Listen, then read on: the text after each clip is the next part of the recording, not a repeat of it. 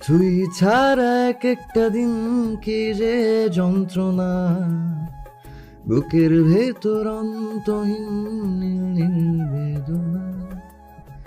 তুই ছাড়া এক একটা দিন কি যে যন্ত্রণা, বুকের ভেতর অন্তহীন বেদনা। ও দু চোখ পুরে কি দহনে, তুই তো দেখিস না। মন তো কথা শোনে না, তোর কাছে ছুটে আসে, তাই তো পড়ে আছি তোর পাড়ার আশেপাশে। মনটা কিছু বোঝে না, তোর খোঁজে রাত জাগে, তাই তো ঘুম আসে না, বড্ড একা লাগে। অগোছালো মন শোনে না বারণ, তোকে ছাড়া ভাল লাগে না। মন তো কথা শুনে না, তোর কাছে ছুটে আসে, তাই তো পড়ে আছি তোর পাড়ার আশেপাশে। এখন থেকে এই চোখ জোড়া পুরোপুরি ঢেকে রাখবে। তোমার ফ্রেন্ড নিশিকেও দেখাবে না। আর হ্যাঁ, ভুলে ওকে স্পর্শ করবে না, নইলে আমি কি করতে পারি সেটা তোমার কল্পনারও বাহিরে। মেহেরানের কণ্ঠে রীতিমতো হুমকি শুনে নীলিমার গলা শুকিয়ে গেল, মুখের ভাষাগুলো মনে হয় হারিয়ে গেল। কোনো রকমে নিজেকে নিয়ন্ত্রণ করে গাড়ির দরজা খুলে বেরিয়ে গেল। মেহেরান নীলিমার যাওয়ার পানে তাকে বাঁকা হেসে অফিসের উদ্দেশ্যে রওনা দিল। এইদিকে ক্লাসে গিয়ে পেছনের বেঞ্চে বসলো নীলিমা। ওর ক্লাসের কেউ ওকে এখনও চিনতে পারেনি। নিশিকে ক্লাসে ঢুকতে দেখে নীলিমা ওর সামনে গিয়ে বলল, আজ পেছনে বেঞ্চে বসেছি, তুইও এখানে এসে বস। নিশি তো নীলিমাকে দেখে প্রথমে চিনতে পারেনি, অতঃপর নীলিমার কণ্ঠ শুনে চিনতে পেরেছে। নিশি তো নীলিমাকে আপাত মস্তক দেখে 120 ভোল্টেজের শক খেয়েছে।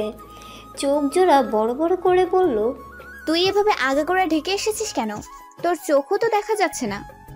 নীলিমা নিচু সরে বলল, তোর প্রিয় দুলাভাই আমাকে নতুন লুক দিয়েছে, সুন্দর না?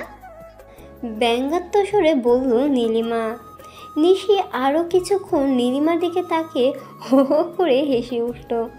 কিছুক্ষণ পর হাসি থামিয়ে বলল, আরে দুলাভাইকে তো হিংসার জন্য পুরস্কার দেওয়া উচিত।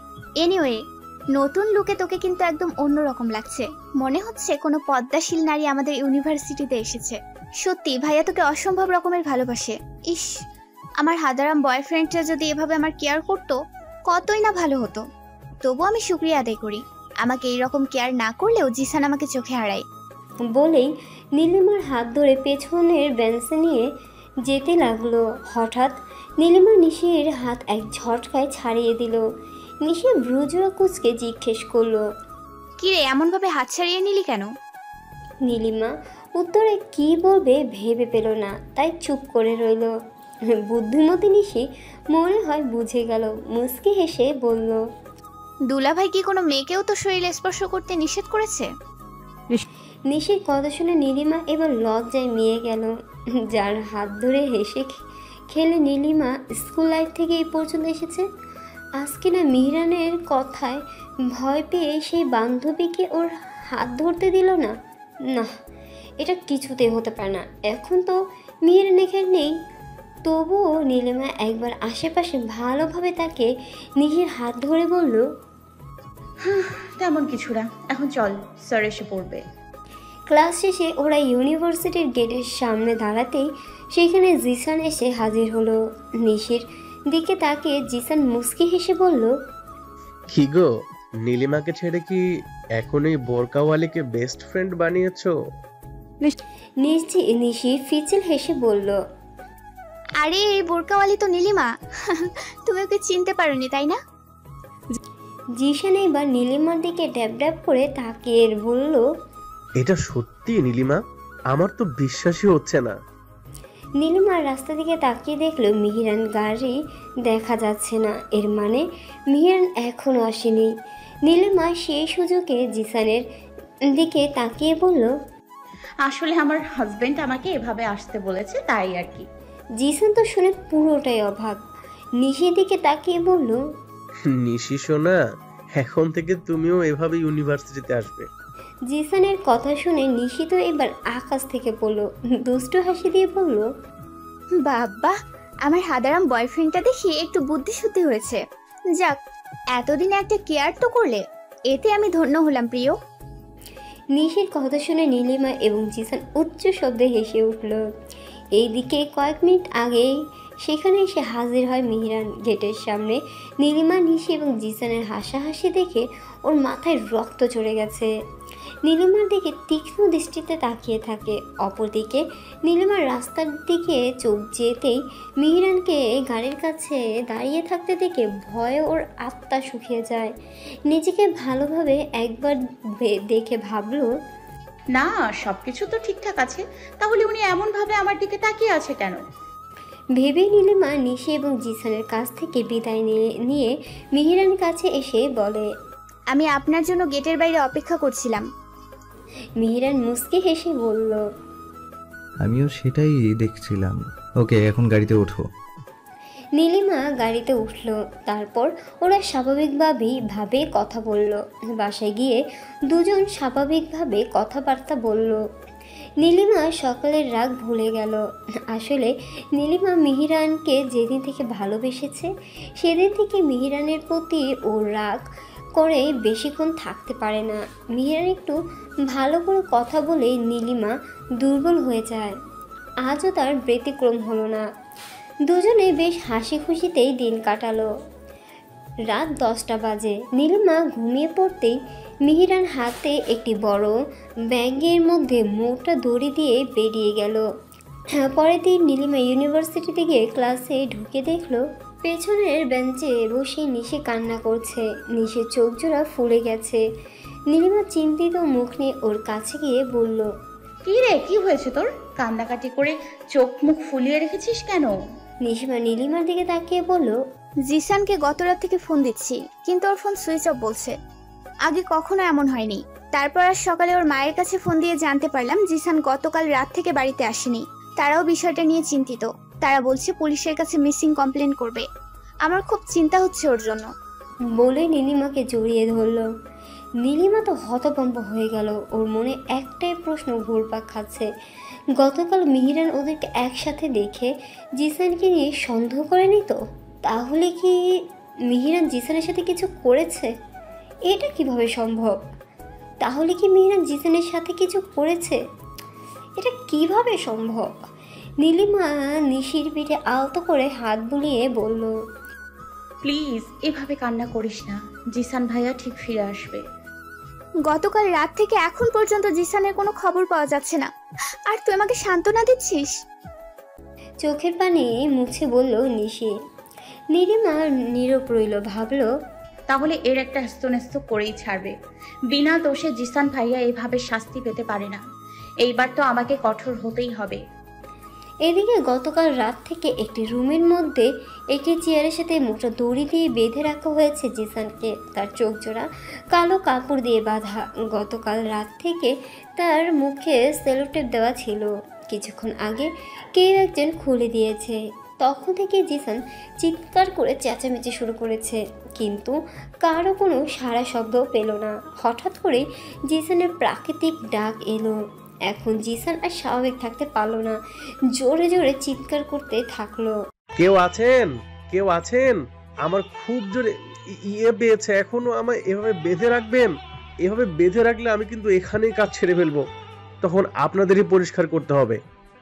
জিসানের কথা শুনে সামনে থাকা ব্যক্তিটি বলল, এই সাউন্ড গ্রুপ রুমে যতই চেঁচামেচি করুন না কেন কেউ শুনবে না। এখন চলুন আপনাকে ওয়াশরুমে নিয়ে যাই। বলে লোকটি জিসানের হাত পায়ের বাঁধন খুলে দিল। তারপর জিসানকে ওয়াশরুমে নিয়ে গেল। জিসানে তো চোখ বাঁধা, তাই কিছুই দেখতে পাচ্ছে না। লজ্জা শরমের মাথা খেয়ে বলল, আমি তো কিছুই দেখতে পাচ্ছি না। আমার চোখের কাপড়টা খুলবো নাকি আপনি আমার সবকিছু খুলে দিবেন? সামনে থেকে ব্যক্তিটি জিসানকে কমরের কাছে নিয়ে গিয়ে বলল, এখানে বসে যা খুশি করেন। সরি, স্যারের অনুমতি ছাড়া আপনার চোখের বাঁধন খুলে দেওয়া যাবে না। আপনার হয়ে গেলে আমাকে ডাক দিবেন। বলে লোকটি দরজা আটকে চলে গেল। জিসান পড়ল মহাবিপদে। এখন কিভাবে কি করবে কিছুই বুঝতে পারছে না। ভাবলো কি এমন অপরাধ করেছে আমি যে চোখ থাকতেও অন্ধ হয়ে টয়লেটে আসতে হলো। ভেবে আন্দাজ করে প্রাকৃতিক ডাকে সাড়া দিল। তারপর কোনো রকম ফ্রেশ হয়ে ওই লোকটিকে ডাকলো। জিসান ডাক দেওয়ার সাথে সাথে লোকটি তাকে ওয়াশরুম থেকে নিয়ে গিয়ে আবারও সে চেয়ারের সাথে বেঁধে দিল। জিসান লোকটিকে জিজ্ঞেস করলো, দয়া করে বলবেন আমি কি এমন অপরাধ করেছি যে আমাকে এভাবে কিডন্যাপ করা হয়েছে, আর আমাকে কে কিডন্যাপ করেছে? জিসানের প্রশ্ন শুনে লোকটি কিছু বলতে যাবে তার আগেই একটি পুরুষালী গম্ভীর কণ্ঠস্বর ভেসে আসলো। তোকে আমি তুলে এনেছি শাস্তি দেওয়ার জন্য। মিহিরানের গম্ভীর কণ্ঠ শুনে লোকটি পিছনে তাকালো আর জিসানের তো ভয়ে গলা শুকিয়ে গেল। আমতা আমতা করে বলল, আমি কি করেছি যে আপনি আমাকে এভাবে তুলে এনেছেন? মিহিরান তার পার্সোনাল অ্যাসিস্ট্যান্ট রোহানকে ইশারা দিয়ে একটি চেয়ার দিতে বলল। রোহান মিহিরানকে চেয়ার এগিয়ে দিল। মিহিরান চেয়ারের উপর আয়েশ করে পায়ের উপর পা তুলে জিসানের মুখোমুখি বসলো। তারপর জিসানের দিকে তাকিয়ে দাঁত কিরমির করে জিজ্ঞেস করলো, আমার ব্লু বার্ডের দিকে তাকিয়ে হাসাহাসি করার সাহস তোর হলো কিভাবে? মিহিরানের কথায় জিসান পুরো অবাক হয়ে গেল। ভাবলো কোন ব্লু বার্ডকে দেখে আমি হাসলাম? কই, আমি তো কিছুই জানি না। উনি নিশ্চয়ই ভুলে আমাকে এখানে তুলে এনেছে। এক্ষুনি তার ভুল ভাঙাতে হবে মনে হচ্ছে। কথাগুলো ভেবে কপট রাগ দেখিয়ে বলল, দেখুন, প্রথমত নীল রং আমার অপছন্দের একটি রং। তার উপর ছোটবেলা থেকে আমি খুব শান্ত স্বভাবের ছেলে, যেখানে ঘরের মানুষের বেশি কথা বলা আমি একদম পছন্দ করি না। সেখানে পাখির কিচিরমিচির তো একদমই পছন্দ করি না। আমি আপনার নীল পাখির দিকে তাকিয়ে হাসা তো দূরের কথা, আমি তো এরকম পাখি গত কয়েক বছরের মধ্যে দেখিও নি। আপনি নিশ্চয়ই ভুলে আমাকে তুলে এনেছেন। বাই দ্য ওয়ে, আপনার মতো কঠিন পাখি প্রেমিকের সাক্ষাৎ যে আমি পাবো সেটা কিন্তু আমি ভাবতেও পারিনি। জিসানের কথা শুনে মিহিরানের রাগের মাথা দ্বিগুণ বেড়ে গেল আর কপালের রগগুলো রাগে দগদগ করতে লাগলো। সেটা দেখে রোহান শুকনো ঢোক গেল। মিহিরান একটানে জিসানের চোখের কাপড় খুলে দিল। তারপর উত্তেজিত কণ্ঠে বলে উঠল, এই লিসেন, তোর কি মনে হচ্ছে আমি তোকে এখানে জোকস করতে তুলে এনেছি? তুই আমার ব্লু বার্ডের সাথে হাসাহাসি করে এখন ওকে না চেনার ভান করছিস? এখনই তোকে উত্তম মধ্যম দিয়ে হসপিটালে পাঠাবো। বলে পাশে তাকে হস্টিক হাতে তুলে নিল মিহিরান। জিসান তো চোখ বড় বড় করে মিহিরানের দিকে তাকিয়ে রইল। এইদিকে রোহান বুঝতে পেরেছে মিহিরান এখন কি করবে। রোহান মিহিরানের কাছে একটু এসে বলল, স্যার প্লিজ আপনি একটু শান্ত হন। উনি হয়তো ম্যাডামকে চিনতে পারেনি, আমি তাকে বুঝিয়ে বলছি। বলেই রোহান জিসানের দিকে তাকিয়ে বলল, উনি হলেন আফরোজ মিনহাজ চৌধুরী, নীলিমা ম্যাডাম তার ওয়াইফ হন। আপনি ম্যাডামের সাথে ইউনিভার্সিটি গেটের সামনে দাঁড়িয়ে গতকাল হাসাহাসি করেছিলেন, তাই আপনাকে স্যার এখানে পানিশমেন্ট দেওয়ার জন্য তুলে এনেছে। আর স্যার ম্যাডামকে ভালোবাসে ব্লু। মিহিরান তার হাতের ইশারা দিয়ে তা থামিয়ে দিল। আমার ব্লু বার্ডের নাম নেওয়ার দুঃসাহস কখনো করবে না, মাইন্ডেড। মিহিরানের তীব্র কণ্ঠ শুনে রোহান নিচের দিকে তাকিয়ে বলল, ওকে স্যার। এতক্ষণ জিসান পুরো ঘটনাটা বুঝতে পেরেছে।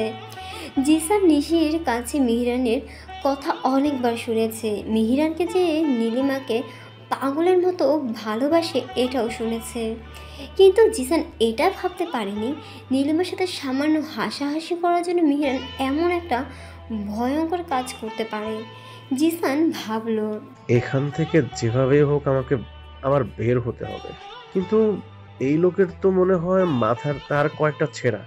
তার সাথে তর্ক করলে দেখা যাবে ওই হকি স্টিক দিয়ে আমার হাত পা গুঁড়া গুঁড়া করে দিবে। তখন আমার পরিবার এবং আমার নিশির কি হবে? না না না, এই কাজ করা যাবে না। লোকটির হাতে পায়ে ধরে হলেও এখান থেকে বের হতে হবে ভেবেই জিসান কাচুমুচু করে মিহিরানের দিকে তাকিয়ে হালকা তোতলানো কণ্ঠে বলল, ভাইয়া, আমাকে একটু পানি দেওয়া যাবে? মিহিরান বুঝতে পারলো জিসানের গলা শুকিয়ে গেছে, তাই সে রোহানকে ইশারা করতে রোহান তৎক্ষণাৎ জিসানকে গ্লাস ভর্তি পানি এগিয়ে দিল। জিসান গ্লাসের পানি এক নিঃশ্বাসে ঢকঢক করে গিলে ফেলল। গলা ভিজিয়ে ভাবলো, এই লোকটার মাথার তার কয়েকটা ছেঁড়া হলেও মনে একটু দয়া মায়া আছে। নইলে আমাকে পানি দিত না। লোকটার কাছে ভদ্রভাবে ক্ষমা চাইলে নিশ্চয়ই আমাকে ছেড়ে দিবে। কথাগুলো ভেবে জিসান মিহিরানের দিকে করুণ দৃষ্টিতে তাকিয়ে বলল, আসসালামু আলাইকুম ভাইয়া। আসলে আমি আপনাকে চিনতে পারিনি, তার জন্য আমি ক্ষমা প্রার্থী। নীলিমা আর নিশি দুজনই আমার বেস্ট ফ্রেন্ড, আর নিশি তো আমার হবু স্ত্রী। সামনের মাসেই আমাদের বিয়ে হবে। আর নীলিমাকে আমি তো আমার ছোট বোনের নজরে দেখি। গতকাল আমি নিশির সাথে দেখা করতে গিয়েছিলাম, তখন ওর পাশে নীলিমাও ছিল।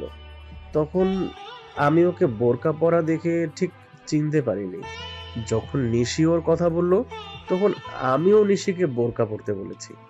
আর এটা নিয়েই আমরা আসলে হাসাহাসি করছিলাম। যাই হোক ভাইয়া, সবকিছুর জন্য আমি সরি ভাইয়া, আমি অনেক বেশি সরি। আমি যদি জানতাম যে নীলিমার দিকে তাকিয়ে হাসার জন্য আপনি এতটা কষ্ট পাবেন, তাহলে আমি কখনোই ওর সামনেই আসতাম না। আর তাকানো তো সে অনেক দূরের কথা। প্লিজ ভাইয়া, আমাকে আপনি ক্ষমা করে দিন। দরকার হলে আমি আমার পরিবার নিয়ে অনেক দূরে চলে যাব, তবুও আমাকে আপনি মারবেন না। একাধারে কথাগুলো বলে দীর্ঘশ্বাস ছাড়ল জিসান। জিসানের মার্জিত আচরণে মিহিরানের মনটা কিছুটা নরম হলো। পরক্ষণে আবার ভাবলো, ও তো আবার ব্লু বার্ডের দিকে বোরখা পরা অবস্থায়ও তাকিয়েছে, ওর সাথে কথা বলেছে। না, শাস্তি ওকে পেতেই হবে। বেবি মিহিরান হকিস্টিকে হাতে নিতেই তার ফোনে রিংটং বেজে উঠল। মিহিরান বিরক্তিকর দৃষ্টি দিয়ে দেখল অচেনা নাম্বার থেকে ফোন এসেছে। মিহিরান ফোনটা রিসিভ করতেই অপর পাশ থেকে চিরচেনা নারী কণ্ঠস্বর ভেসে আসলো। নীলিমা রিনরিনিয়ে বলে উঠল, মেহরান, আপনি কোথায় আছেন? মিহিরান তো নীলিমার কণ্ঠ শুনে বেশ অবাক হলো। কণ্ঠে গম্ভীরতা বজায় রেখে বলল, এটা কার নাম্বার থেকে কল করেছো ব্লু বার্ড? নীলিমা আবার উত্তেজিত কণ্ঠে বলে উঠল, এটা নিশি নাম্বার। প্লিজ আপনি যেখানেই থাকুন এক্ষুনি চলে আসুন। আমার ক্লাস শেষ হয়েছে, আমি আপনার জন্য গেটের সামনে অপেক্ষা করছি। আপনার সাথে গুরুত্বপূর্ণ কথা আছে। মিহিরান কিছু একটা ভেবে বলল, ওকে, আমি 10 মিনিটে আসছি। বলেই ফোনটা কট করে কেটে দিল। তারপর রোহানের দিকে তাকিয়ে বলল, ওর নিশ্চয়ই ক্ষুধা লেগেছে, ওকে খাবার দাও, তারপর ওর ব্যবস্থা করব। বলেই সেখান থেকে হনহন করে চলে গেল। রোহান মিহিরানের যাওয়ার পানে তাকিয়ে ক্ষুদ্র নিঃশ্বাস ছেড়ে জিসানের দিকে তাকিয়ে বলল, আমাদের স্যার এতটাও খারাপ না যে আপনাকে না খাইয়ে মারবে। আপনি এখন খাওয়া দাওয়া করে শক্তি সঞ্চয় করুন। বলেই রোহান খাবার আনতে চলে গেল। রোহান চলে যাওয়ার পর জিসান চারদিকে তাকিয়ে দেখলো রুমে পুরোটা চলেই লোহার কয়েকটা দরজা। জিসান বেশ অবাক হয়ে ভাবলো, এটা আবার কেমন রুম? যেমন ওই লোক তেমন তার রুম।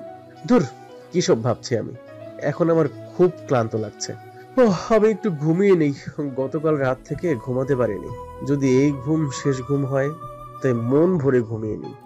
ভেবেই জিসান চেয়ারে হেলান দিয়ে তার ক্লান্ত চোখ জোড়া বন্ধ করে নিল।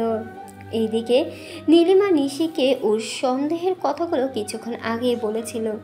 নিশি যেহেতু মিহিরের আচরণ সম্পর্কে কিছুটা জানে, তাই নীলিমার কথা প্রথমে বিশ্বাস করতে না পারলেও পরে ঠিক বিশ্বাস করে নিয়েছে। কারণ নিশির জানা মতে জিসানের মতো সহজ সরল ছেলের কোনো শত্রু থাকতে পারে না। এখন নিশি এবং নীলিমা মিহিরানের জন্য চাতক পাখির মতো রাস্তা দিকে তাকিয়ে অপেক্ষা করছে। রাস্তার এক সাইডে মিহিরানের গাড়ি থামতে নীলিমা দ্রুত রাস্তা পার হয়ে গাড়ির দরজা খুলে মিহিরানের পাশে বসে মুখে নেকাব খুলে হাঁপাতে লাগলো। নীলিমার এই রকম ভীষণ চেহারা দেখে মিহিরান বেশ ঘাবড়ে গেল। তারপর এসির পাওয়ার একটু বাড়িয়ে দিয়ে নীলিমার হাত ধরে বলল, এনি প্রবলেম ব্লু বার্ড? মিহিরানের কথা শুনে নীলিমার ইচ্ছে করছে তাকে কয়েকটা কঠোর কথা শোনাতে, কিন্তু এই মুহূর্তে মাথা গরম করলে চলবে না, তাহলে হিতে বিপরীত হয়ে যাবে। তাই নিজেকে সংযত করে মিহিরানের দিকে শীতল দৃষ্টি নিক্ষেপ করে বলল, আমি জানি গতকাল জিসান ভাইয়া আমার সাথে হেসে কথা বলছিল, সেটা আপনি দেখেছেন। আর এখন আপনি জিসান ভাইয়াকে আটকে রেখেছেন। আপনি প্লিজ জিসান ভাইয়াকে ছেড়ে দিন। উনি আমাকে ছোট বোনের নজরে দেখে। আমার বান্ধবী নিশি আর জিসান ভাইয়া একে অপরকে খুব ভালোবাসে। আগামী মাসে ওদের বিয়ে হবে। আপনি প্লিজ তার কোনো ক্ষতি করবেন না। আর জিসান ভাইয়ার পরিবার অলরেডি পুলিশ স্টেশনে গিয়ে মিসিং ডায়েরি করেছে। যদি পুলিশ আপনার ব্যাপারে জানতে পারে কি হবে ভেবে দেখেছেন? একাধারে কথা বলে থামলো নীলিমা। ওর গলা শুকিয়ে গেছে বুঝতে পেরে মিহিরান বোতল এগিয়ে দিল। নীলিমা পানিগুলো ঢক ঢক করে খেয়ে গলা ভেজালো। মিহিরান বাঁকা হেসে বলল, আমাকে পুলিশের ভয় দেখিয়ে লাভ নেই, আর পুলিশ ধরলেও ছাড়া পেতে আমার বেশি সময় লাগবে না। এগুলো আমি একদম পরোয়া করি না। আর জিসান ছেলেটা যথেষ্ট ভদ্র, তাই এখনো ওর গায়ে টাচ করিনি। একবার ভেবেছিলাম রাতুলের মতোই ওকে কঠিন শাস্তি দেব, কিন্তু তখনই তুমি ফোন করলে। এনিওয়ে, এক শর্তে জিসানকে ছেড়ে দিতে পারি। কি শর্ত? অনবরত কথা বলার সময় নীলিমার ঠোঁটজোড়া কাঁপছিল। সেটা মিহিরানের নজর এড়ায়নি। সেই কখন থেকে মিহিরান নীলিমার ঠোঁটজোড়ার দিকে লোভনীয় দৃষ্টিতে তাকিয়ে আছে সেটা একদমই খেয়াল করেনি নীলিমা। মিহিরান কিছু না বলে নীলিমার মাথা ওর কাছে টেনে এনে ওর ঠোঁটজোড়া আঁকড়ে ধরল। কয়েক মিনিট পর নীলিমাকে ছেড়ে বলল, তোমার ঠোঁট জোড়া আমাকে চুম্বকের মতো টানছিল, তাই নিজেকে কন্ট্রোল করা দায় হয়ে পড়ল। নীলিমা পুরোপুরি শকড খেলো। ভাবলো, এই সময় এই লোকের রোমান্টিক মুড এলো কিভাবে? How is it possible? ভেবে নীলিমা আশেপাশে তাকালো। মিহিরান মুচকি হেসে বলল, কেউ দেখেনি, চিন্তা করার কিচ্ছু নেই। তাছাড়া আমি আমার বউকে চুমু খেয়েছি, অন্য কাউকে না। আর শোনো, তোমাকে আবারও কঠোরভাবে নিষেধ করে দিচ্ছি, নেক্সট টাইম তুমি নিশির সাথে বেশি কথা বলবে না। ছেলেদের সাথে কথা বলা তো অনেক দূরের ব্যাপার। এখন থেকে জীবনের শেষ দিন পর্যন্ত তোমার বেস্ট ফ্রেন্ড আমি। আমার সাথে সব কথা বলবে, আমার দিকে তাকিয়ে থাকবে, অলরাইট? আর এই শর্তগুলো মেনে নিলে আমি জিসানকে ছেড়ে দেব। নীলিমার এই মুহূর্তে মিহিরানের সাথে তাল মেলানো ছাড়া উপায় নেই। কারণ মিহিরান মানসিক রোগী হলেও ও তো নয়। তাই তর্ক না করে মুখে মলিন হাসি ঝুলিয়ে বলল, ওকে, আমি নিশি এবং জিসান ভাইয়ার সাথে আর বেশি কথা বলবো না। এখন থেকে আপনি আমার বেস্ট ফ্রেন্ড। এখন অন্তত জিসান ভাইয়াকে ছেড়ে দিন প্লিজ। মিহিরান বাঁকা হেসে নীলিমার কানে কানে বলল, এখন ছাড়বো না, ওকে রাতে তুলে এনেছি, রাতেই ছাড়বো। আর হ্যাঁ, তোমার কথা আমি শুনেছি, তাই আজ রাতে কিন্তু আমাকে অনেক বেশি আদর করতে হবে, একদম আমার মনের মতো। এই মুহূর্তে মিহিরানের মুখে এমন ঠোঁট কাটা টাইপের কথা শুনে নীলিমার কান দিয়ে মনে হয় গরম ধোঁয়া বের হলো। ভাবলো, এই লোকের এই সিচুয়েশনে এত রোম্যান্টিক মুড আসে কোথা থেকে, যেখানে আমি চিন্তায় শেষ হয়ে যাচ্ছি। নীলিমা আর কিছু ভাবতে পারলো না। হাতের ফোন দেখিয়ে মিহিরানকে বলল, নিশি রাস্তায় দাঁড়িয়ে আছে, ফোনটা ওকে দিয়ে আসি। 2 মিনিটে যাবো আর আসবো। মিহিরান চোখের ইশারায় যেতে বলল। নীলিমা গাড়ির দরজা খুলে নিশির কাছে গিয়ে ওর ফোন দিয়ে হাসি মুখে বলল, চিন্তা করিস না, জিসান ভাইয়া রাতে পৌঁছে যাবে। আর প্লিজ এই কথাটা কাউকে বলিস না, এমনকি জিসান ভাইয়ার পরিবারকেও না। তুই জিসান ভাইয়াকে বলে দিস, নইলে এইবার কিন্তু আমার কিছুই করার থাকবে না। বাই। বলে নীলিমা রাস্তা ক্রস করে গাড়ির দরজা খুলে হাসি মুখে বসলো। মিহিরানও মুচকি হেসে গাড়ি স্টার্ট দিল। সন্ধ্যার একটু পর জিসানকে কিছু হুমকিমূলক বাণী শুনিয়ে ছেড়ে দিয়েছে মিহিরান। অক্ষত অবস্থায় ছাড়া পেয়ে আল্লাহ শুক্রিয়া করে জিসানও ভদ্র ছেলের মতো বাসায় চলে গিয়েছে। রাতে মিহিরানের বুকে চুপটি করে শুয়ে আছে নীলিমা। মিহিরানের শরীর থেকে পারফিউমের কড়া ঘ্রাণ ওকে বেসামাল করে দিচ্ছে। নীলিমা মাথা উঁচু করে মিহিরানের দিকে তাকিয়ে বলল। মিহিরান বলল, কেন, তোমার ভালো লাগে না? নীলিমা মেকি কণ্ঠে বলল, খুব ভালো লাগে। ভাবছি এখন থেকে আমিও এটা ব্যবহার করব। মিহিরান তীক্ষ্ণ কণ্ঠে বলল, কখনোই না, মেয়েদের সুগন্ধি ব্যবহার করা ঠিক না, এতে ছেলেরা আকর্ষিত হয়। তাহলে আপনি কেন পারফিউম ইউজ করেন? আপনার প্রতিও তো মেয়েরা আকর্ষিত হবে। মিহিরান ক্ষুদ্র নিঃশ্বাস ছাড়ল, ছেড়ে বলল, ওকে, আমি আর কখনো পারফিউম ব্যবহার করব না। নীলিমা এইবার তড়িঘড়ি করে বলল, এই না, আমি দুজনেই পারফিউম ইউজ করব, তবে সেটা শুধু ঘরের ভেতরে। বুদ্ধিটা দারুণ না? মিহিরান মুচকি হেসে নীলিমাকে জড়িয়ে ধরলো, তারপর হাসকে বয়সে বলল, জানো ব্লুবার্ড, আমার বাগান বাড়িতে বেলকনি ছিল না। আমি জানি ওখানে যাওয়ার পর তোমার খুব খারাপ লেগেছে, কারণ তুমি খোলা বারান্দায় দাঁড়িয়ে আকাশ দেখতে পছন্দ করো। তাই আবার তোমাকে আগের বাড়িতে নিয়ে এসেছি। কিন্তু তুমি যখন আকাশের দিকে অনেকক্ষণ মুগ্ধ নয়নে তাকিয়ে থাকো, তখন ওই আকাশটাকে দেখে আমার খুব হিংসে হয়। সো নেক্সট টাইম আকাশের দিকে বেশিক্ষণ মুগ্ধ হয়ে তাকিয়ে থাকবে না, তাহলে আবারও বাগান বাড়িতে নিয়ে যাব। মিহিরান এহেন কথায় নীলিমা ভীষণ খেলো, কাঁচতে কাঁচতে ওর গলা শুকিয়ে গেল। মিহিরান টিটি বেঁধে থাকা পানির গ্লাস নিয়ে নীলিমার দিকে এগিয়ে দিল। নীলিমা এক নিঃশ্বাসে পানি পান করলো, তারপর মিহিরানের দিকে ড্যাব করে তাকিয়ে ভাবলো, এই তো দেখছি হাই লেভেলের সাইকো। না, এভাবে চুপ করে থাকলে হবে না, তাকে অবশ্যই ভালো কোনো সাইকিয়াট্রিস্ট দেখাতে হবে, নইলে যেই হারে সে কন্ট্রোললেস হয়ে যাচ্ছে, দেখা যাবে কয়েকদিন পর বলবে, জানো ব্লুবার্ড, আমার না তোমাকে জামা কাপড় পরা দেখলেও জেলাসি ফিল হয়, কারণ ওই জামা কাপড়ও তো তোমার শরীরে লেপটে থাকে। নেক্সট টাইম থেকে আমার সামনে আর জামা কাপড় পরবে না। কথাগুলো ভেবেই নীলিমা শুকনো ঢোক গিল। ছি ছি ছি, আমি এইসব কি ভাবছি? উনি এতটাও সাইকো নয় যে এই ধরনের কথা বলবে। অবশ্য তার তো ক্ষণে ক্ষণে যেভাবে মুড চেঞ্জ হয়, বলতেই বা কতক্ষণ। সকালে নীলিমা ইউনিভার্সিটিতে গিয়ে ক্লাসে ঢুকে দেখলো নিশি কোথাও নেই। নীলিমা বেশ অবাক হলো, ভাবলো নিশি তো কখনো ভার্সিটিতে আসা মিস করে না, আজ কি হলো? হঠাৎ নীলিমার মনে পড়ল নিশি মাঝে মাঝে ক্লাস মিস করে ইউনিভার্সিটির পেছনে কৃষ্ণচূড়া গাছের নিচে বসে থাকে। ওর নাকি সেখানে বসে থাকতে খুব ভালো লাগে। নীলিমা একটা ক্লাস করে সেই কৃষ্ণচূড়া গাছের কাছে যেতেই ওর চোখ যেন বড় বড় হয়ে গেল।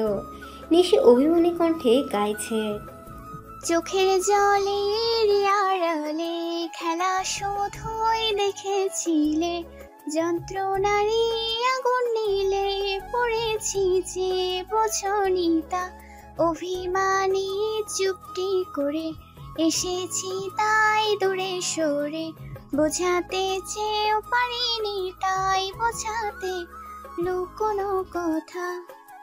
ইট পাথরের এ শহরে, গাড়ি বাড়ির এ বহরে, খুঁজছে মন ভীষণ করে অনিশিতা। ইট পাথরের এ শহরে, গাড়ি বাড়ির এ বহরে, খুঁজছে মন ভীষণ করে অনিশিতা। জীবন যখন থমকে দাঁড়ায়, স্বপ্নগুলো দৃষ্টি ছাড়ায়, তৃষ্ণা বুকের বৃষ্টি হারায় অনিশিতা। জীবন যখন থমকে দাঁড়ায়, স্বপ্নগুলো দৃষ্টি ছাড়ায়, তৃষ্ণা বুকের বৃষ্টি হারায় অনিশিতা। ওদের দুজনের এই আবেগের গান শুনে নীলিমা ইমোশনাল হয়ে গেল। ভাবলো দীপানিতা গানটি উল্টিয়ে জিসান ভাইয়া নিশির নাম কি সুন্দর করে গাইলো। ভেবে ওদের কাছে গিয়ে বলল, কি হয়েছে তোদের? এমন ইমোশনাল গান গাইছিস কেন? নিশি নীলিমার দিকে তাকিয়ে বলল, তোর ভাইয়া চেঞ্জ হয়ে গেছে, আমাকে বলছে আমি নাকি সুন্দরভাবে চলাফেরা করি না, এখন থেকে তোর মতো আমাকে আপাত মস্তক ঢেকে বাইরে যেতে হবে। আমি বুঝেছি ও দুলাভাইয়ের ছোঁয়া একদম সেরকম হয়ে গেছে। নীলিমা এবার বেশ মজা পেল। এতদিন নিশি মিহিরানের খুব সাপোর্ট করেছে, আজ ওকে খুব ভালো করে জব্দ করা যাবে। নীলিমা দুষ্টু হেসে বলল, আরে বাহ, এটা তো খুব ভালো কথা। তুই তো তোর দুলা ভাইয়ের সব সিদ্ধান্ত খুব ভালোভাবে সাপোর্ট করিস। এখন সমস্যা কোথায়? জিসান ভাইয়া তো ঠিকই বলেছে, আজকাল পথে ঘাটে মেয়েরা নিরাপদ নয়। জিসান আশেপাশে তাকিয়ে নীলিমাকে বলল, নীলিমা প্লিজ তুমি এখান থেকে চলে যাও, মিহরান ভাইয়া এসে পড়লে এবার আমাকে সোজা উপরে পাঠাবে। নীলিমা উচ্চ শব্দে হেসে বলল, ভাইয়া আপনি বোকা নাকি? আমাদের ইউনিভার্সিটিতে আইডি কার্ড ছাড়া ঢোকার অনুমতি নেই। উনি চাইলেই এখানে হুট করে আসতে পারবে না। আর এখন ক্লাস টাইম চলছে, উনি তো কিছুই জানে না আমরা এখানে আছি। নীলিমার কথা শুনে জিসান একটা স্বস্তির নিঃশ্বাস ফেললো। এদিকে নিশি জিসানের দিকে তাকে কটমটিয়ে বলল, তুমি আমাকে বিয়ের আগে এরকম শাসন করা শুরু করেছো, তাহলে বিয়ের পরে কি করবে? বিয়ের আর 1 মাস বাকি আছে। যেদিন বিয়ে হবে সেদিন বুঝবে আমি কি। তাহলে আমি তোমাকে বিয়ে করব না। আমার কথা না শুনলে আমিও তোমাকে বিয়ে করব না। জিসানের কথা শুনে নিশি নাক টেনে কর্কশ কণ্ঠে গেয়ে উঠল, অতীতের কথাগুলো, পুরনো স্মৃতিগুলো মনে মনে রাইখো, আমি তো ভালা না ভালা লইয়া থাইকো, আমি তো ভালা না ভালা লইয়া থাইকো। নিজের ফাটা বাঁশের কণ্ঠে গান শুনে নীলিমার ইচ্ছা করছে কনকনে শীতের মধ্যে বরফ পানিতে ঝাঁপ দিতে, কিন্তু এখন যেই গরম, তার উপর বরফ পানি তো দূরের কথা, ফ্রিজে পানি রাখলেও ঠান্ডা হতে চায় না, সেখানে ঝাঁপ দিবে কিভাবে ভেবে মুচকি হাসল নীলিমা। তারপর ওদের দিকে তাকিয়ে কপট রাগ দেখিয়ে বলল, দেখ, তোরা একদম মেলো ড্রামা করবি না, এইসব আমার একদম ভালো লাগছে না। আর জিসান ভাই, আপনি একদমই আমার হাজবেন্ডের অনুকরণ করতে যাবেন না। আগে যেমন ছিলেন তেমনই থাকার চেষ্টা করুন। মনে রাখবেন, পুরুষ মানুষ সুন্দর এবং ধনী হওয়ার থেকে ভাষা এবং ব্যবহার বেশি ভালো হওয়া উচিত। নীলিমা জিসানের কথা বুঝতে পেরে নিশির দিকে তাকিয়ে বলল, সরি সোনা, আমার ভুল হয়ে গেছে। নিশি জিসানের মাথার চুলগুলো এলোমেলো করে বলল, এই তো আমার ক্যাবলাকান্ত আবার আগের জায়গায় ফিরে এসেছে। নীলিমা, আমার মনে হয় ভাইয়ার মানসিক সমস্যা আছে, নইলে এতটা ওভার পজিটিভ কেউ হতে পারে না। আমার এক কাজিনের মানসিক সমস্যা ছিল, তখন আমরা একজন সাইকিয়াট্রিস্ট দেখালাম। আল্লাহর রহমতে উনি এখন পুরোপুরি সুস্থ না হলেও এই আগের থেকে কিন্তু অনেক ভালো আছে। তাই আমিও তোমাকে বলছিলাম কি, তুমিও যদি ওই সাইকিয়াট্রিস্টের শরণাপন্ন হতে তাহলে খুব ভালো হতো। নীলিমা কয়েক সেকেন্ড ভেবে বলল, এখন গেলে কি তাকে পাওয়া যাবে? উনি সকাল 10টা থেকে দুপুর 2টা পর্যন্ত তার চেম্বারে থাকেন, তুমি চাইলে যেতে পারো। Brain and mind specialist Mir আফরোজের চেম্বারে মনের মুখে বসে আছে নীলিমা এবং নিশি।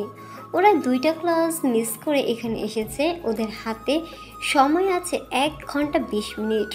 ডক্টর মেহের আফরোজ ওদেরকে প্রশ্ন করলেন, আপনাদের মধ্যে পেশেন্টকে? নীলিমা এবং নিশি দুজনের দিকে তাকালো। তারপর নীলিমা বলল, পেশেন্ট এখানে আসেনি, আমি পেশেন্টের ওয়াইফ। আমার হাজব্যান্ডকে বললে এখানে আসতে রাজি হবে না।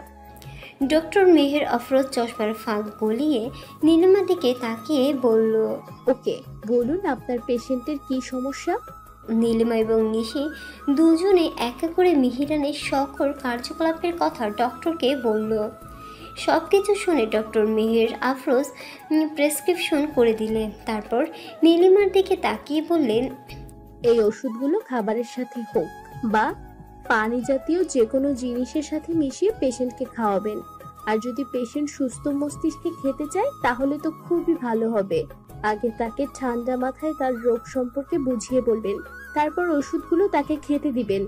আর হ্যাঁ, তাকে কিছুতেই উত্তেজিত করা যাবে না, তাহলে পেশেন্ট আরো হাইপার হবে। নীলিমা প্রেসক্রিপশন হাতে নিয়ে মনে মনে ভাবলো, আমার স্বামী এমনিতেই হাইপার, আরো হাইপার হলে আমাকে মনে হয় তার কলিজার মধ্যে ঢুকিয়ে রাখবে। বিকেলের দিকে নীলিমা বেলকনিতে দাঁড়িয়ে আকাশের দিকে তাকিয়ে গান গাইছে। মন তো কথা শোনে না, তোর কাছে ছুটে আসে, তাই তো পড়ে আছি তোর পাড়ার আশেপাশে। মনটা কিছু বোঝে না, তোর খোঁজে রাত জাগে, তাই তো ঘুম আসে না, বড্ড একা লাগে। অগোছালো মন শোনে না বারণ, তোকে ছাড়া ভাল লাগে না। মন তো কথা শোনে না, তোর কাছে ছুটে আসে, তাই তো পড়ে আছি তোর পাড়ার আশেপাশে। নীলিমার গান গাওয়ার মধ্যেই মিহিরান ওর কোমর জড়িয়ে ধরে ওর ঘাড়ের চুলগুলো সরিয়ে মিচমিচে কালো তেলটায় গভীরভাবে চুমু দিল। নীলিমা চিরপরিচিত স্পর্শ পেয়ে আবেশের চোখ জোড়া বন্ধ করে ফেলল। মিহিরান ফিস ফিস করে বলল, তোমার গানের গলা অসাধারণ ব্লুবার্ড। আচ্ছা, গানটা কি ওই আকাশের জন্য গাইছিলে নাকি আমার জন্য? মিহিরানের অদ্ভুত টাইপের কথা শুনে নীলিমা বলল, আজীব তো, আকাশের জন্য কেন গাইবো? আপনাকে মনে করেই গাইছিলাম। তাহলে আকাশের দিকে তাকিয়ে কেন গাইছিলে? আমার দিকে তাকিয়ে গাও। নীলিমার এই মুহূর্তে ভাষাগুলো সব পালিয়ে গেছে। মিহিরানের কথার পৃষ্ঠে কিছুই বলতে পারলো না। হঠাৎ ওর মনে হলো মিহিরান এখন বেশ ফুরফুরে মরে আছে, এখনই সুবর্ণ সুযোগ ওনাকে ঔষধ খাওয়ানোর জন্য। ভেবেই মুচকি হাসলো নীলিমা। পেছন ফিরে মিহিরানকে জড়িয়ে ধরে তার লোমশ বুকে চুমু দিল। নীলিমার নরম ঠোঁটের স্পর্শ পেয়ে মিহিরান এইবার পাগল প্রায়। তৎক্ষণাৎ নীলিমাকে কোলে তুলে বেডরুমে নিয়ে গেল। মিহিরানের ঘোর লাগা চোখ জোড়া দেখে নীলিমা বুঝে গেল মিহিরান কী করতে চাইছে। মিহিরানকে বাধা দেওয়ার জন্য তার শার্টের কলার ধরে বলল, প্লিজ এখন না, রাতে। মিহিরান ঘোর লাগা কণ্ঠে বলল, কিন্তু আমার যে এখনই মুড আছে, প্লিজ না করো না। নীলিমা ভাবল এটাই মোক্ষম সুযোগ মেহরানকে কথা শোনানোর জন্য। ভেবে মুচকি হেসে বলল, ওকে, আমি রাজি আছি, তবে একটা শর্ত আছে। নীলিমার মুখে শর্তের কথা শুনে মিহিরান বেশ অবাক হলো। দুষ্টু হাসি দিয়ে বলল, ও মা, আমার বউ দিচ্ছে আমাকে কপি করছে। ওকে বলো কি শর্ত? নীলিমা মুচকি হেসে মিহিরানকে ছেড়ে ড্রেসিং টেবিলের ড্রয়ার থেকে প্রেসক্রিপশন এনে মিহিরানকে দিয়ে বলল, ইদানিং দেখছি আপনি অল্পতেই খুব রেগে যান। আমার মনে হলো আপনি খুব ডিপ্রেশনে আছেন। আমি আপনার স্ত্রী, আপনার প্রতি তো আমার একটা দায়িত্ব আছে। তাই আজ ডক্টর মেহের আফরোজের কাছে গিয়ে আপনার সমস্যার কথা বলেছি। উনি এই ওষুধগুলো লিখে দিয়েছেন। আমি ফার্মেসি থেকে ওষুধগুলো কিনে এনেছি। প্লিজ আপনি এগুলো খাবেন, তাহলে দেখবেন আপনার মাথাটা সবসময় ঠান্ডা থাকবে। নীলিমার কথা শুনে মিহিরানের হাসি মুখটা চুপসিকে রক্তিমবর্ণ ধারণ করলো। তীক্ষ্ণ দৃষ্টিতে একবার প্রেসক্রিপশন দিকে তাকালো, তারপর নীলিমার দিকে তাকিয়ে বলল, তোমার ওই ভুয়া ডক্টর মেহের আফরোজকে বলবে আমার কাছে এসে সাইকোলজি সাবজেক্ট পড়তে। আমার চিকিৎসা করতে হলে তার দক্ষতা আরো বাড়াতে হবে। নীলিমা করুণ দৃষ্টিতে মিহিরানের যাওয়ার পানে তাকিয়ে রইল। সন্ধ্যার একটু পরে বেলকনিতে বসে কফি খাচ্ছিল মিহিরান এবং নীলিমা। এমন সময় কলিং বেল বেজে উঠতেই নীলিমা বেশ অবাক হলো, কারণ এই বাড়িতে এই সময় কেউ আসে না। নীলিমাকে বিয়ে করার পর থেকে মিহিরান এই বাড়িতে সবাইকে আসতে নিষেধ করে দিয়েছে। ওদের ভাবনার মাঝে আবার কলিং বেল বেজে উঠল। মিহিরান কফির মগ টেবিলে রেখে নিচে চলে গেল। দরজার দিকে গিয়ে লুকিং গ্লাস দিয়ে তাকাতেই দেখলো মুখে মাস্ক পরা একটি মেয়ে দাঁড়িয়ে আছে। মিহিরান দরজা খুলতে এই মেয়েটি হুড়মুড় করে ভিতরে ঢুকে মিহিরানকে জড়িয়ে ধরে বলল, কেমন আছো ভাইয়া? কতদিন পর তোমায় দেখছি। কথাটা বলেই মেয়েটি তার মুখের মাস্ক খুলে ফেলল। মিহিরান তো মেয়েটিকে দেখে বেশ অবাক হলো। অপরদিকে নীলিমা মিহিরানের পিছনে ছিল। মেয়েটি মিহিরানকে আকস্মিক জড়িয়ে ধরতে নীলিমা বেশ অবাক হলো। ওর মধ্যে হঠাৎ করে হিংসা ঝড়ো হাওয়া বইতে থাকে। নীলিমা কটমটিয়ে মেয়েটির দিকে তাকিয়ে ভাবতে থাকে, যেখানে আমার সাথে উনি একজন মেয়েকে সহ্য করতে পারে না, সেখানে কোথাকার কোন মেয়ে এসে ভাইয়া বলে তাকে জড়িয়ে ধরলো, আমি সেটা সহ্য করব না? কিছুতেই সহ্য করব না। আজকে একটা স্পার হবে। আমার স্বামীর শরীরে টাচ করার দুঃসাহস ওই মেয়ের কি করে হলো, সেটা আজ আমি দেখেই ছাড়বো। বেবি মেয়েটাকে কিছু বলতে যাবে, এমন সময় মিহিরান রুজরা কুচকে মেয়েটির দিকে তাকিয়ে বলল, মোনালিসা, তুই এখানে? মোনালিসা মেকি সুরে বলল, উফ ভাইয়া, আমাকে তুমি মোনালিসা ডাকছো কেন? আমাকে মোনা বলে ডাকবে। মিহিরান এবার নীলিমার দিকে তাকিয়ে দেখলো নীলিমা মোনালিসার দিকে তাকিয়ে দাঁত কিরমির করছে। মিহিরান বেশ বুঝতে পেরেছে নীলিমা হিংসায় চলে পুড়ে যাচ্ছে। এতে মিহিরানের বেশ খারাপ লাগলো, কারণ মিহিরান কোনোভাবে চায় না যে নীলিমা কোনো থার্ড পার্সনের জন্য কোনো রকম কষ্ট পাক। তাই মিহিরান তীক্ষ্ণ দৃষ্টিতে মোনালিসার দিকে তাকিয়ে নীলিমার এক হাত ধরে বলল, পরিচয় করিয়ে দেই, এটা আমার ওয়াইফ, তোর ভাবি হয়। মোনালিসা নীলিমার দিকে তাকে মিষ্টি করে হেসে হাত নাড়িয়ে বলল, হাই ভাবি, হাউ আর ইউ? আমি মোনালিসা, সবাই আমাকে মোনা বলে ডাকে। আমি মেহরান ভাইয়ার খালাতো বোন, আর তুমি আমাকে মোনা বলে ডাকতে পারো। আচ্ছা, তোমার নাম কি? নীলিমা ম্লান হেসে বলল। আমার নাম Nilima, nice to meet you. Nilima বুঝতে পারলো মেয়েটা বেশ চঞ্চল স্বভাবের এবং বেশ মডার্ন, কিন্তু মিহিরানকে এভাবে জড়িয়ে ধরার ব্যাপারটা ও কোনোভাবেই মেনে নিতে পারছে না। নীলিমার ভাবনার মধ্যে হঠাৎ মিহিরান গম্ভীর কণ্ঠে বলে উঠল। তুই এই বাসার ঠিকানা কিভাবে জেনেছিস? আমাকে তো তোমার বাবা এই ঠিকানা দিয়েছে। ভাবলাম সেই ছোটবেলায় তোমাকে দেখেছি, বড় হওয়ার পর তো আর দেখা হয়নি, তাই তোমার সাথে দেখা করতে আসলাম। আর এখানে এসে ভাবিকে দেখে বেশ সারপ্রাইজড হলাম। এনিওয়ে, তুমি কিন্তু আগের থেকেও বেশ সুন্দর হয়েছে ভাইয়া, একদম ক্যান্ডি ক্রাশ। নীলিমা তো এবার তেলে বেগুনে জ্বলে উঠল। নীলিমার ভাবভঙ্গি মিহিরানের নজর এড়ালো না। সে নীলিমার দিকে তাকিয়ে বলল, ব্লুবার্ড, তুমি উপরে যাও, আমি ওকে বিদায় দিয়ে আসছি। নীলিমা মিহিরানের তেজে কণ্ঠ শুনে নিজের রাগকে কন্ট্রোল করে উপরে চলে গেল। ও দেখতে চায় মিহিরান কি করে, তাই সিঁড়ির কার্নিসে দাঁড়িয়ে রইল। মিহিরান মোনালিসার দিকে তাকিয়ে বলল, আমি বিয়ে করার পর থেকে এই বাসায় কারো আশায় অ্যালাউ না। তুই না জেনে এসেছিস, তাই আজ ক্ষমা করে দিলাম। এখন যে পথ দিয়ে এসেছিস সেই পথ দিয়েই চলে যা। মিহিরানের কথা শুনে মোনালিসা বিস্ফোরিত নয়নে তাকিয়ে বলল, কি বলছো তুমি? আমি এতদিন পর তোমার সাথে দেখা করতে এলাম, কোথায় তুমি আমার সাথে আত্মীয়তা করবে, তা না করে উল্টো তুমি আমায় চলে যেতে বলছো? হ্যাঁ, যেতে বলছি। 1 মিনিটের মধ্যে এখান থেকে চলে যাবি, নইলে ছোটবেলার মতো আবারও তোর মাথা ন্যাড়া করে দিব। মিহিরানের মুখের এই কথাটি মোনালিসার জন্য যথেষ্ট ছিল। ওর মনে পড়ে গেল ছোটবেলার কথা। একদিন মিহিরান ওর রুমে ঘুমিয়েছিল, তখন মোনালিসা মজা করে কেচি দিয়ে মিহিরানের ঝাঁকড়া চুলের কিছু অংশ কেটে দিয়েছিল। মিহিরান সেটা টের পেয়ে লাফ দিয়ে উঠে মোনালিসাকে ধরে বেঁধে ব্লেড দিয়ে ওর মাথায় সব চুলগুলো কেটে ন্যাড়া করে দিয়েছিল। তারপর থেকে মোনালিসা আর মিহিরানের সাথে তেমন মিশত না। আজ এত বছর পর যখন ও মিহিরানের দেশে আসার কথা শুনল, তখন পুরনো কথাগুলো ভুলে গিয়ে তার সাথে দেখা করতে এসেছিল। এখন মিহিরান আবারও সেই একই হুমকি দিচ্ছে। মোনালিসা একবার নিজেকে ন্যাড়া মাথায় কল্পনা করে হকচকিয়ে গেল। ছি, কি বাজে লাগবে দেখতে। ওর বয়ফ্রেন্ড তো ওকে দেখলে দৌড়ে পালাবে। তার থেকে ভালো বাবা এই তার ছেলে লোকটার কাছ থেকে পালিয়ে যায় ভেবেই মোনালিসা সেখান থেকে দ্রুত কেটে পড়ল। মোনালিসার দ্রুত চলে যাওয়া দেখে মিহিরান বাঁকা হাসলো। এদিকে নীলিমা তো পুরো কাহিনী দেখে শকড খেলো। মিহিরানের আরও কত ডেঞ্জারাস কাহিনী যে ওর দেখতে হবে আল্লাহ জানে। ভাবলো, যাক, ভালোই হয়েছে, আমার আর কষ্ট করে মেয়েটাকে কিছু বলতে হলো না। ভেবেই বেডরুমে চলে গেল। রাতে দুজনে ডিনার করার পর মিহিরান ইউটিউবে এক পর এক রেসিপি দেখে যাচ্ছে, তবে সব রেসিপি পুরুষ শেফের। মিহিরান মেয়েদের রেসিপি দেখে না। নীলিমা মিহিরানকে জিজ্ঞেস করলো। হঠাৎ এত রেসিপি দেখছেন কেন? মিহিরান মুচকি হেসে বলল, তোমাকে তো বলেছিলাম বাবা এই সপ্তাহে দেশে আসবে। আগামীকাল তো শুক্রবার, কাল সন্ধ্যায় বাবা দেশে ল্যান্ড করবে, তাই রেসিপি দেখছি। এতদিন পর দেশের মাটিতে পা রাখছে, তাকে তো ভালো কিছু রান্না করে খাওয়াতে হবে।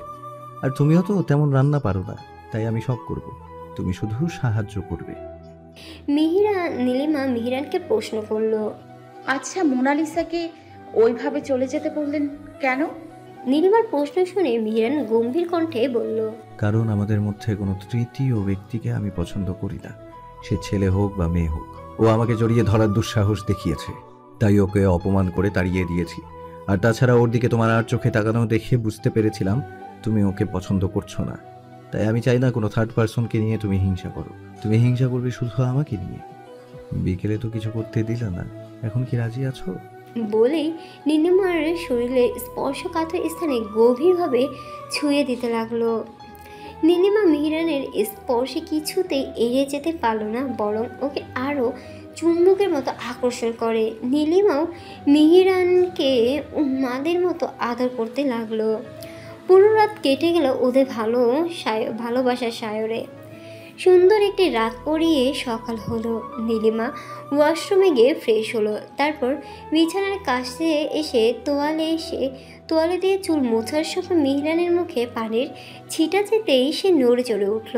কয়েক সেকেন্ড পর পিটপিট করে নীলিমার দিকে তাকালো, দেখলো নীলিমা গুনগুন করে গান গাইছে আর চুলগুলো হেয়ার ড্রায়ার দিয়ে শুকিয়ে নিচ্ছে। নীলিমা আজ পিঙ্ক কালার শাড়ি পরেছে, শাড়ির ফাঁক দিয়ে ওর উন্মুক্ত পেট স্পষ্ট দেখা যাচ্ছে। ফর্সা পেট এখনও বিন্দু বিন্দু পানি লেপটে আছে। সেদিকে তাকিয়ে মিহিরানের আবারও নেশা ধরে গেল। বিছানায় থাকা অবস্থায় একটু এগিয়ে নীলিমার হাত ধরে এক টান দিয়ে বিছানায় ফেলে দিয়ে ওর উপরে উঠে ঘোর লাগা কণ্ঠে বলল, সকাল সকাল উন্মুক্ত পেট দেখিয়ে আমার নেশা ধরিয়ে দিচ্ছ কেন? এখন যে তোমাকে আবার আদর করতে ইচ্ছে করছে গতকাল রাতের মতো। মিহিরানের কথায় নীলিমা বেশ লজ্জা পেল। ভাবলো, এই লোকটা সাইকোর পাশাপাশি ওভার রোম্যান্টিকও বটে, নইলে গতকাল রাতে এত কিছু করার পরেও আবার তার মন চাইছে, কিভাবে সম্ভব? ভেবে নীলিমা জিহ্বা দিয়ে ঠোঁট ভিজিয়ে বলল, তো দেখুন, আমি খুব সুন্দর করে গোসল করেছি, এখন আর এই সব আমার দ্বারা হবে না। আপনি প্লিজ ফ্রেশ হয়ে আসুন, আমার খুব ক্ষুধা লেগেছে। মিহিরান দুষ্টু হেসে বলল, আমারও তো খুব ক্ষুধা লেগেছে। তোমার ওই গোলাপি যুগল ঠোঁটের স্বাদ পেলেই ক্ষুধা চলে যাবে। এখন যদি এটাতেও আমাকে বাধা দাও তাহলে আমি আর কোনো কথাই শুনবো না। নীলিমা আর কি করবে? মুচকি হেসে মিহিরানের ঠোঁট চড়ায় নিজের ঠোঁট ডুবালো। ঘটনার আকস্মিকতায় মিহিরান তো পুরো শকড। সকালে দুজন ব্রেকফাস্ট করে দুপুর এবং রাতের খাবারের আয়োজন করতে লাগলো। তারপর ওরা একে একে সব রান্না করে ফেললো। সন্ধ্যার একটু পর দরজার ওপাশ থেকে কলিং বেলের আওয়াজ পেতেই মিহিরান আর বুঝতে বাকি রইল না যে কে এসেছে। খুশিতে তার চোখ জোড়া চকচক করে উঠল। মিহিরান তড়িঘড়িতে দরজার কাছে গিয়ে দরজা খুলে সামনে দাঁড়ানো ব্যক্তিটিকে জড়িয়ে ধরল। অপর পাশে ব্যক্তিও মিহিরানকে জড়িয়ে ধরে বলল, কেমন আছিস মিহিরান? মিহিরান হাসি মুখে জবাব দিল, খুব ভালো আছি বাবা, ভেতরে এসো। কথাটি বলে মিহিরান তার বাবার ট্রলি নিয়ে একটি রুমে গিয়ে রাখলো। এদিকে নীলিমা আরহান চৌধুরীকে দেখে মাথায় ঘোমটা টেনে তার সামনে গিয়ে পায়ে ধরে সালাম করতে নিলেই আরহান চৌধুরী নীলিমার হাত ধরে বললেন, একদম আমার পায়ে হাত দেবে না মামুনি, পায়ে হাত দিয়ে সালাম করা উচিত না, মুখে সালাম দেওয়া উচিত। নীলিমা ওর শ্বশুরের কথা শুনে বেশ অবাক হলো। ভাবলো, আগে তো এই রীতিনীতি মানা হতো, কিন্তু উনি একদম অন্যরকম, হয়তো বিদেশে থাকার কারণে তার মন মানসিকতা আলাদা। ভেবে নীলিমা মুস্কি হেসে আরহান চৌধুরীকে সালাম দিল। আরহান চৌধুরী সালামের জবাব নিয়ে নীলিমার মাথায় হাত রেখে বললেন, দোয়া করে অনেক সুখী হও মামুনি, আমার ছেলেটা তোমাকে নিজের থেকেও বেশি ভালোবাসে। হয়তো ও একটু পাগলামি করে, কিন্তু সবকিছু তোমার জন্য করে। তুমি সবসময় ওর পাশে থেকো মামুনি। মিহিরান সবেমাত্র রুম থেকে বেরিয়ে তার বাবাকে কিছু বলতে যাবে, তখনই দেখলো আরহান চৌধুরী নীলিমার মাথায় হাত দিয়ে রেখেছেন। ব্যাস, এটাই যথেষ্ট ছিল মিহিরানের মাথা গরম হওয়ার জন্য। কিন্তু এই মুহূর্তে মিহিরান কিছুতেই মাথা গরম করতে চাইছে না, কারণ শুধু সুইজারল্যান্ড থেকে তার বাবা এই বাড়িতে এসেছে, তাই তাকে কিছু বলা উচিত হবে না। ধীরে ধীরে তাকে বোঝাতে হবে যেন সে নীলিমার থেকে দূরত্ব বজায় রেখে চলে। কথাগুলো ভেবে মিহিরান ওদের দিকে দ্রুত এগিয়ে গিয়ে বলল, বাবা, আমি তোমার রুমে তোমার ট্রলি রেখে এসেছি, তুমি রুমে গিয়ে ফ্রেশ হয়ে খেতে বসো, আমরা তোমার জন্য খাবার বাড়ছি। আরহান চৌধুরী ঠোঁট প্রসারিত করে বললেন, okay my dear son, as your wish. বলে তিনি রুমে চলে গেলেন। মিহিরান এবার নীলিমার দিকে তীক্ষ্ণ দৃষ্টিতে তাকিয়ে বলল, ব্লুবার্ড, আমার সাথে রুমে আসো। বলে মিহিরান রুমের দিকে গেল। নীলিমা মিহিরানের এই দৃষ্টি দিকে ভয় পেয়ে গেল, কিন্তু কিছুই বুঝতে পারল না। ও মিহিরানের পিছনে বেডরুমে গেল। নীলিমা বেডরুমে যেতে মিহিরান দরজা আটকে নীলিমার হাত ধরে ওয়াশরুমে নিয়ে গেল। তারপর নীলিমাকে শাওয়ারের নিচে দাঁড় করিয়ে শাওয়ার ছেড়ে দিয়ে ওর মাথা ঘষতে লাগলো। হঠাৎ এইরকম হতে নীলিমা হতভম্ব হয়ে গেল। মিহিরানের দিকে তাকিয়ে বলল, এসব কি করছেন আপনি? এভাবে আমার মাথা ঘষছেন কেন? উফ, ছাড়ুন, ব্যথা পাচ্ছি। মিহিরান নীলিমার কথায় পাত্তা না দিয়ে আরো জোরে হাত দিয়ে মাথা ঘষতে লাগলো। এইবার নীলিমার মাথা ঘোড়ার উপক্রম হলো। সহ্য করতে না পেরে নীলিমা মিহিরানকে জোরে ধাক্কা দিয়ে সবার বন্ধ করে দিল। বিস্ফোরিত নয়নে তাকিয়ে বলল, এই আপনি কি পাগল হয়ে গেছেন? এমন করছেন কেন? মিহিরান নীলিমার কাছে এসে ওর দুই বাহু ধরে বলল, আমি তোমার জন্য আগে থেকেই পাগল। এই মাত্র যেটা তোমার সাথে হলো তার কারণ এখন জানতে পারবে না, সময় হলে আমি নিজেই তোমাকে বলবো। এদিকে নীলিমা ড্যাব ড্যাব করে মিহিরানের যাওয়ার দিকে তাকিয়ে রইল। তারপর রুমে এসে কভার থেকে শাড়ি নিয়ে চেঞ্জ করে বাইরে আসলো। ড্রেসিং টেবিলের সামনে দাঁড়িয়ে টাওয়াল দিয়ে চুলগুলো মোছার সময় ভাবলো, আজ ওনাকে যেভাবেই হোক ঔষধ আমি খাওয়াবই। It's my challenge. রাতে খাবার টেবিলে বসে আছে মিহিরান, নীলিমা এবং আরহান চৌধুরী। আজ অনেক দিন পর নিজের ছেলে এবং পুত্রবধূর সাথে ডিনার করতে পেরে আরহান চৌধুরী বেশ খুশি। তিনি মিরহানের রান্না করা প্রতিটি খাবার অল্প করে খেয়ে খুব প্রশংসা করলেন। এইদিকে মিরহানের খাওয়ার দিকে তাকিয়ে বাঁকা হাসলো নীলিমা। ভাবলো, যাক, এতদিন একটা ভালো কাজ করতে পারলাম। এখন মনটার মধ্যে বেশ শান্তি লাগছে। তার ডালের বাটি এবং তরকারির বাটিতে যে ঔষধ মিশিয়ে দিয়েছি, বেচারা সেটা বুঝতেই পারলো না। ভেবে মনে মনে তৃপ্তির হাসি দিল নীলিমা।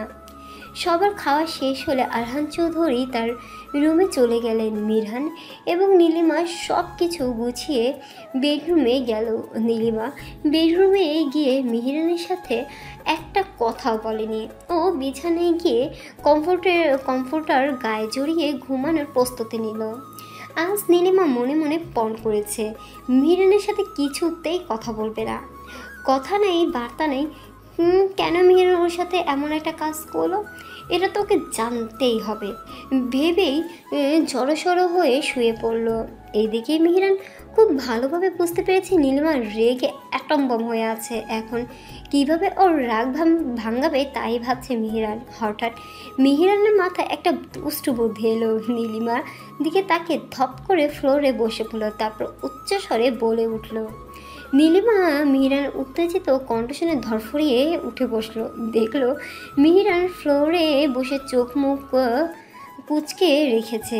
নীলিমা বিছানা থেকে উঠে মিহিরানের কাছে গিয়ে তাকে ধরে বিছানায় উঠতে সাহায্য করলো। মিহিরানও ওহ শব্দ করে ধীরে ধীরে বিছানায় বসলো। নীলিমা বলল, দেখি দেখি কোথায় ব্যথা পেয়েছে? আর ফ্লোরে কিভাবে পড়ে গেলেন? বিছানা থেকে, তাই না? আপনি কি ছোট বাচ্চা? বিছানা থেকে এভাবে কেউ পড়ে যায়?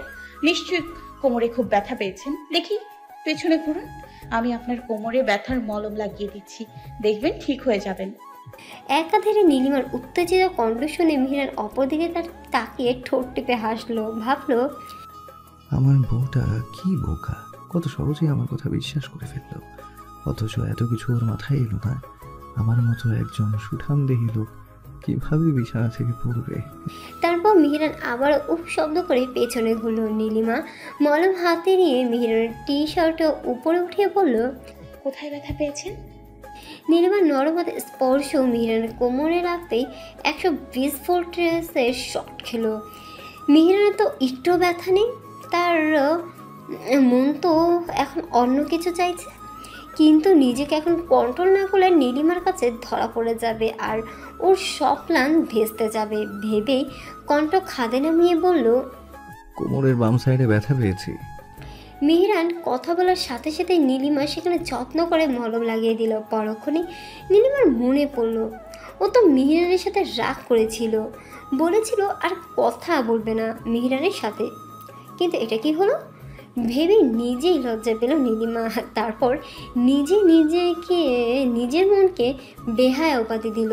ভাবলো এখন তো প্রতিজ্ঞা ভেঙেই ফেলেছে, এর পরের বার মিহিরান উল্টাপাল্টা কিছু করলে নীলিমার আর একটাও কথা বলবে না তার সাথে। এদিকে নীলিমার প্রতিটি স্পর্শে মিহিরানের নিজেকে কন্ট্রোল করা দায় হয়ে পড়েছে। এক পর্যায়ে সহ্য করতে না পেরে নীলিমার দিকে ঘুরে ওই শক্ত করে জড়িয়ে ধরল। আকস্মিক ঘটনায় নীলিমা বলল, কি হলো? আপনাকে তো মলম লাগিয়ে দিচ্ছিলাম, এভাবে জড়িয়ে ধরেছেন কেন?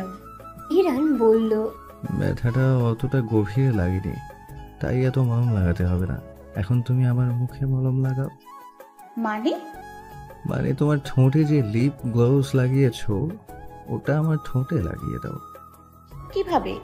মিহিরান এবার নীলিমার মাথার পেছনে আলতো করে হাত দিয়ে ওর মুখের কাছে এনে ঠোঁট ছোঁয়ালো, তারপর বলল। এভাবে?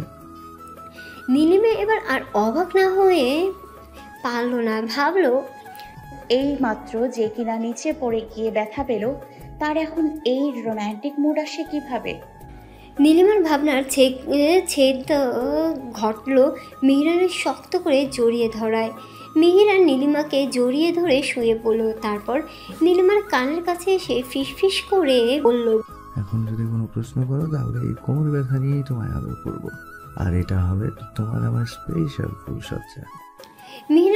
মিহিরানের এইরকম ঠোঁট কাটা টাইপ কথা শুনে নীলিমা চোখ জোড়া বন্ধ করে বলল, আমি কোনো কথা বলবো না, প্লিজ এখন এসব করবেন না। বলেই মিহিরানের বুকে মাথা রেখে ঘুমানোর চেষ্টা করলো। এক সময় দুজনেই ঘুমিয়ে গেল। সকালে নীলিমা ফ্রেশ হয়ে কিচেনে গিয়ে ওর শ্বশুরের জন্য ব্ল্যাক কফি বানালো। নীলিমা মিহিরানের কাছ থেকে আরহান চৌধুরীর পছন্দের খাবার সম্পর্কে সব কিছু জেনেছে। আরহান চৌধুরী সোফায় বসে ম্যাগাজিন পড়ছিল, এমন সময় নীলিমা এসে তাকে ব্ল্যাক কফিতে হাসি মুখে তার পাশের সোফায় বসলো। আরহান চৌধুরী নীলিমার দিকে তাকিয়ে মুচকি হেসে বললেন, তুমি একদম আমার মনের কথা বুঝে ফেলেছো মামনি। আমার এই মুহূর্তে ব্ল্যাক কফি খেতে ইচ্ছে করছে। অনেক ধন্যবাদ তোমাকে। নীলিমা আরহান চৌধুরীর দিকে তাকিয়ে সৌজন্যমূলক হাসি দিয়ে ভাবলো, লোকটা বিদেশে থাকলেও সেখানকার কালচার ধারণ করেনি, বেশ সুন্দরভাবে বাংলায় কথা বলেন। অনেকেই তো বিদেশে গিয়ে সেই ভাষায় অভ্যস্ত হয়ে যায় আর নিজের দেশের ভাষায় ভুলে যায়, কিন্তু উনি একদম অন্যরকম। নীলিমার ভাবনা শেষ হতে দেখল আরহান চৌধুরী কফি খাওয়া শেষ। নীলিমা তৎক্ষণাৎ দাঁড়িয়ে গেল, তারপর আরহান চৌধুরীকে বলল, এটা আমাকে দিন বাবা। আরহান চৌধুরী নীলিমার হাতে কফির মগটি দেওয়ার সময় ওর হাতে একটু স্পর্শ হলো। সেই স্পর্শ নীলিমা খেয়াল না করলেও মিহিরান সিঁড়ির কার্নিস থেকে ঠিকই খেয়াল করেছে। সিঁড়ির কার্নিস থেকে মিহিরান উচ্চ শব্দে নীলিমাকে ডাক দিয়ে বলল, ব্লুবার্ড, রুমে আসো। নীলিমা ভাবলো মিহিরান হয়তো কোনো প্রয়োজনীয় জিনিসপত্র খুঁজে পাচ্ছে না, তাই এইভাবে ডাকছে। ভেবেই নীলিমা রুমে যেতেই দেখলো মিহিরান স্ক্রাইবার হাতে নিয়ে রক্তিম দৃষ্টিতে ওর দিকে তাকিয়ে আছে। নীলিমা মিহিরানের এই চাহনি দিকে শুকনো ঢোক গেল। মিহিরানের দিকে তাকিয়ে বলল, কি হয়েছে, এভাবে স্ক্রাবার নিয়ে দাঁড়িয়ে আছেন কেন? মিহিরান কিছু না বলেই নীলিমার কাছে এসে ওর ডান হাতে জোরে জোরে ঘষতে লাগলো আর বিড়বিড় করে বলতেও থাকলো, আমি ছাড়া তোমার হাত দ্বিতীয় কোনো পুরুষ ছুঁতে পারবে না, সে আমার যতই আপনজন হোক না কেন। তুমি জানো পুরুষের নজর কত নিকৃষ্ট। এরা রক্তের সম্পর্কের মানুষ কেউ ছাড়ে না, সেখানে বাবা তো তোমার রক্তের কেউ নয়। মিহিরানের বিড়বিড় করে কথা বলাগুলো নীলিমা শুনতে পেল, আর এতক্ষণে ওর কাছে গতকাল রাত থেকে ঘটে যাওয়া সব কাহিনীগুলো পানির মতো পরিষ্কার হয়ে গেল। তৎক্ষণাৎ হাত ছাড়িয়ে দিয়ে মিহিরানের কাছ থেকে ছাড়িয়ে নিয়ে বিস্ফোরিত নয়নে মিরহানের দিকে তাকিয়ে বলল, আপনার মতো বিকৃত মস্তিষ্কের মানুষ আমি কখনো দেখিনি। মিহিরান বাঁকা হাসি দিয়ে নীলিমার দুই কাঁধে হাত রেখে বলল, ও, আমি বিকৃত মস্তিষ্কের মানুষ তাই না? পরপুরুষের ছোঁয়া খুব ভালো লাগে তোমার। আমি থাকতে সেটা কখনো হতে দেব না।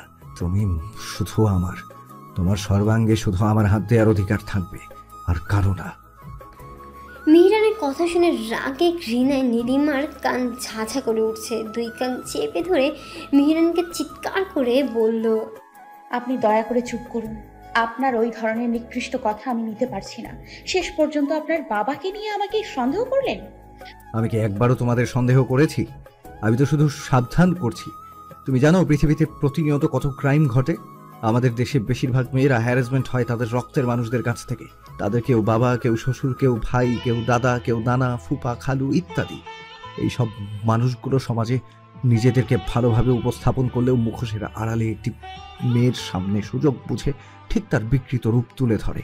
আমি জানি আমার বাবা একজন সৎ চরিত্রবান মানুষ, কিন্তু মানুষের মন পরিবর্তন হতে 1 সেকেন্ডও সময় লাগে না।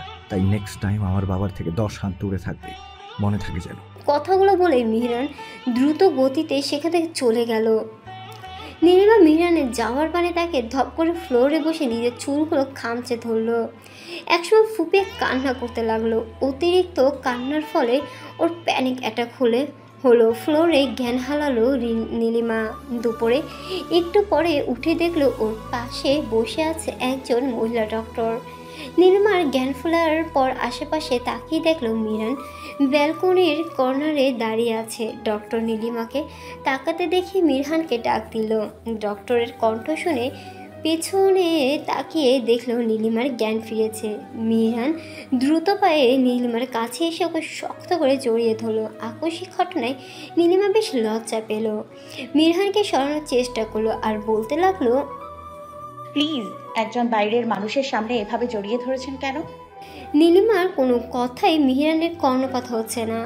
সে তো পালে নীলিমাকে কলিজার মধ্যে ঢুকিয়ে ফেলে।